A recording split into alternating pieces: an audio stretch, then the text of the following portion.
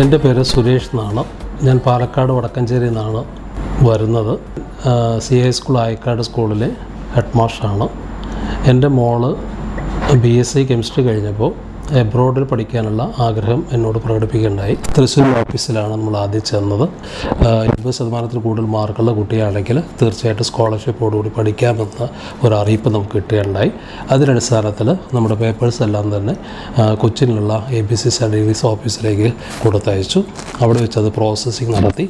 BSc chemistry ആയതുകൊണ്ട് MSc chemistry അവിടെ ചെയ്ത് ജർമ്മനി ചെയ്ത് റിസർച്ച് ടൈപ്പിലേക്ക് നീങ്ങാനാണ് അവരുടെ ഉദ്ദേശം. മാർച്ചിൽ 1-ാം തീയതി അതിൻ്റെ വിസ പ്രോസസ്സിങ്ങായിട്ട് ബന്ധപ്പെട്ടാണ് ഞാനിപ്പോൾ കൊച്ചിയിലെത്തിയിരിക്കുന്നത്.